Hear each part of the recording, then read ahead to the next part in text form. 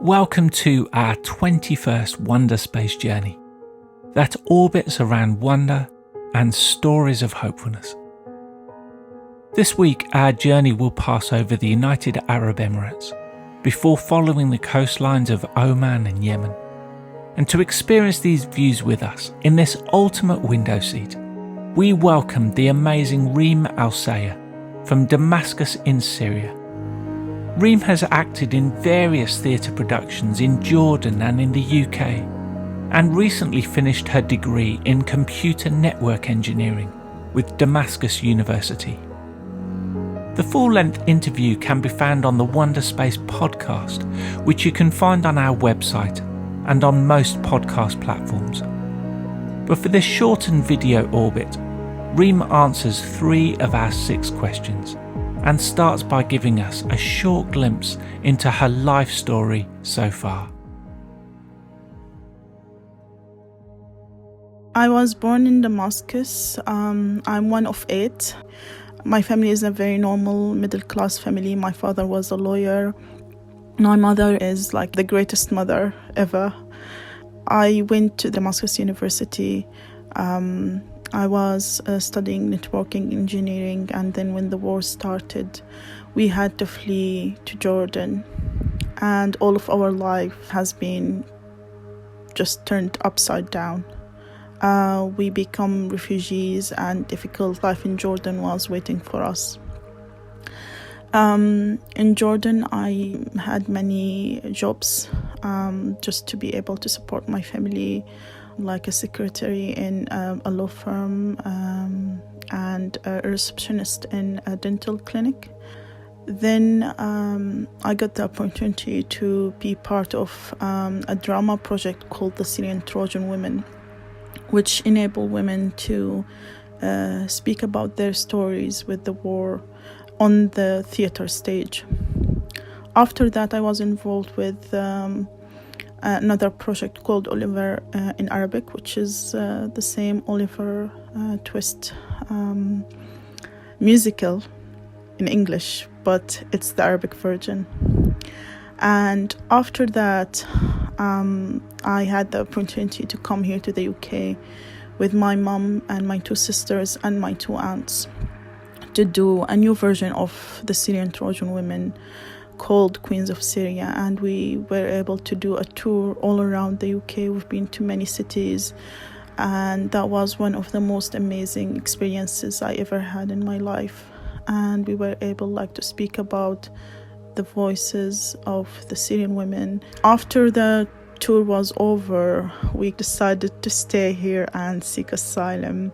So we sought asylum, and we were able to bring our families from Jordan to the UK under the family unification scheme. UK for me is my home now. I don't feel that I'm a stranger. I always felt that I'm welcomed, I'm loved, and I'm in my place. My family also happy here. Although I had to really take care of them, I've been able to be involved in many other projects here in the UK. One of them called Desperate Journeys, and it's a simulation that's let the people walk in the refugees' shoes. And it's actually been done to raise empathy towards refugees. I was also involved with other projects like the Welcoming Party, and I was trying to do my own project about documenting the stories of Syrian refugees, mainly women. I've been an activist when it comes to refugee rights and women's rights in general. I'm actually now trying to get a job that enables me to do the things that I feel that I'm the most motivated to do. I also want to raise awareness regarding the situation of refugees and Syria, both inside and outside Syria. What lots of people don't know is that the situation is still very bad. It's very difficult there. The economy is wrecked. People are unable to afford to put a meal on their tables. They are not able to afford medical care, bread, gas, electricity. All of these very basic things are very hard to get in Syria. There is no electricity, and there is no internet, and even if there was internet, it's going to be like very limited because of the limited electricity. I feel that I have the responsibility to speak up and tell the world that there are still people who are suffering in and out Syria.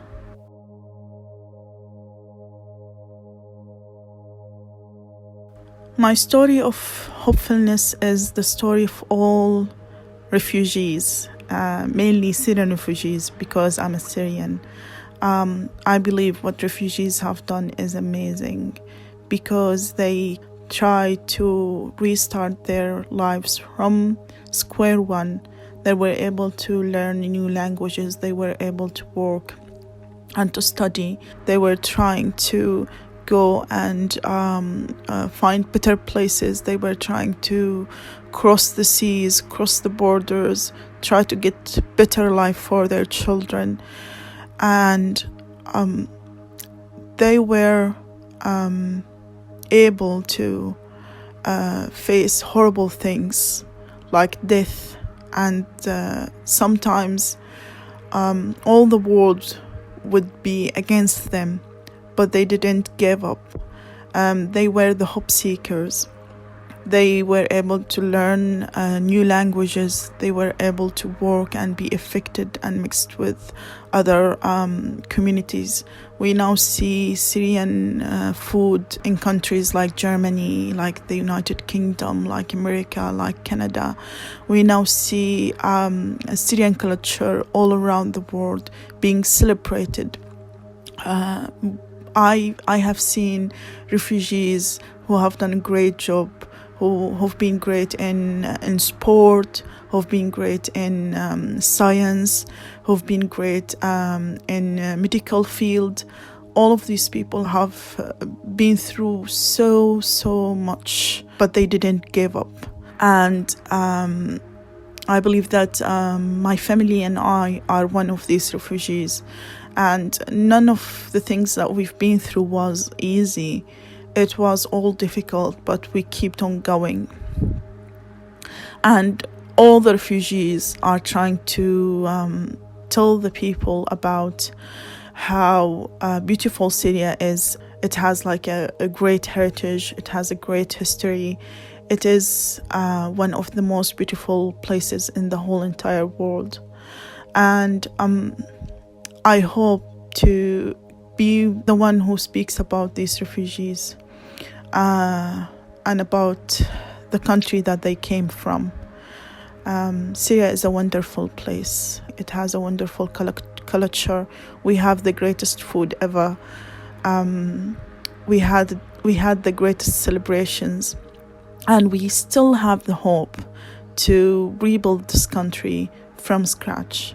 And we still have the hope to be free and to be able to decide our own destiny. We still have hope to be a democratic country where we can elect our president. We still have hope that the next generations in Syria are going to live happy and freely. And it's still a dream. But again, it's all about hope. And sometimes everything you need to stay alive is hope.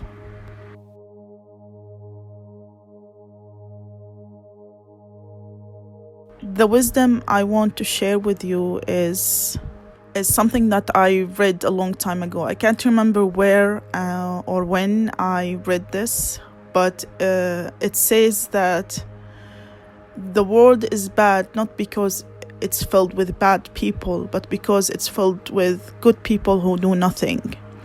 And that changed the way that I look to myself. And I believe that as a good person, I shouldn't just say, oh, I'm a good person, what's going on around me is horrible. No, I need to do and act. And I think that all the good people need to go and act. We need more good people in politics. We need more good people in industry. We need more good people in science. We need more good people in all fields of the life. And that's hopefully is going to make the world a better place to live in.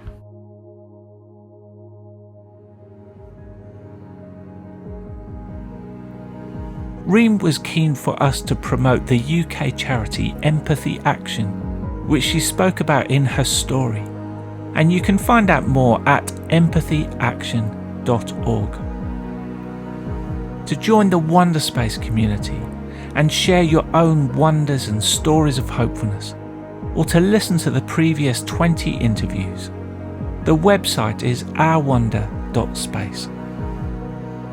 I want to thank Reem for joining us on this Wonderspace journey. Next week, we will be joined by Kanini Matuni from the DRK Foundation and the Impact Investors Network Tonic. I hope you can join us then.